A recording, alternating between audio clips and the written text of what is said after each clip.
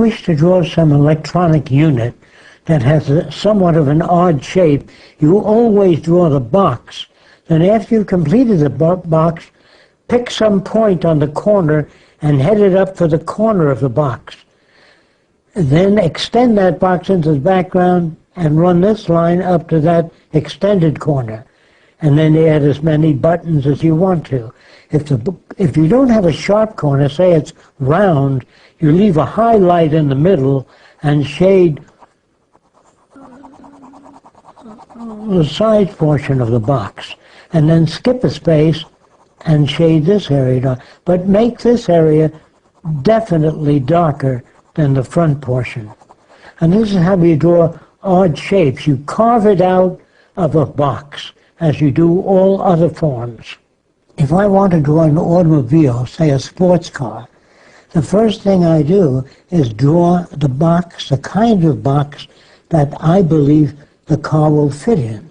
That is the lower portion of the car. Then I will move it up off the ground. That is my perspective drawing. The corner line would be above the ground line.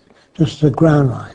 And it's going to be a ground line rendition of an automobile. So I then add the next phase to the drawing. The next phase is this. If you can see the box was right here. It's still a little difficult to see. Then I draw the lower portion of the car, and then I would add the upper portion, depending on the car that I'm drawing. I would lean inward like this, and then head for the vanishing point. And I would head this upper region to the opposite vanishing point. And so here you have a preliminary sketch of an automobile. And then, of course, I would get rid of the corners, round out the windshield, change the back of the car, run the fender downward, cut out the ellipses for the wheels. All of that is added later. Then you cut this away, because the car really isn't square, that is most of them. So if I wish to put a grill in here, I'm going to pull away from the vanishing point. This is the vanishing point. I'm pulling away from it, and the grill would follow the contour. See this basic contour here? I use that as my reference for doing the grill on a car. Now the headlights would be at right angles to this line. That is across like a letter T, and then I form an ellipse. And if I were to put a headlight here, I don't know what size to make it. So I head this headlight for the vanishing point, this point. And that gives me the size of the ellipse on the opposite side, which is also at right angles to a center line. So this is basic. Now, the more you know about a car, the more you can add to it.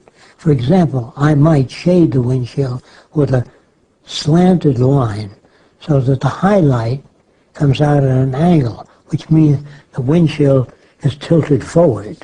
All of that depends on your knowledge of a car. So now the sides of the car may have a bulge. It may not be flat, might be round like this. So, or it might also be the position of the door. So you add to that drawing continuously until it looks like the kind of car you want it to look like. So roughly, you always draw a box that the object you've got in mind will fit into. Although this drawing may appear very complicated, those of you that have done your homework, if you study this drawing carefully, you will notice that the center line goes to the vanishing point, and the wing, even the center line of the wing, goes to the opposite vanishing point. You'll notice that the ellipse crosses at right angles to the center line, and that all of the structural elements of the aircraft also go to vanishing point A and vanishing point B. All of these elements only go to two vanishing points, although the appearance may cause you to hesitate and think, my, what a complex drawing. Actually, it's really based on two vanishing points. As you study it carefully, you will see that all of these lines converge on the vanishing point. Perhaps this is somewhat oversimplified, but in essence, you can see the center line going to the vanishing point. You can see that the ellipse, even this ellipse, goes to the vanishing. It's at right angles to the center line, and the center line goes to the vanishing point. You notice that the ellipse within the fuselage or body of the aircraft also crosses at right angles to the center line. You notice that the wheels also cross at right angles to the center line, like the letter T, as you see it in here. Here you will see that the front wheels have a slightly different angle, yet they are at right angles to the center line.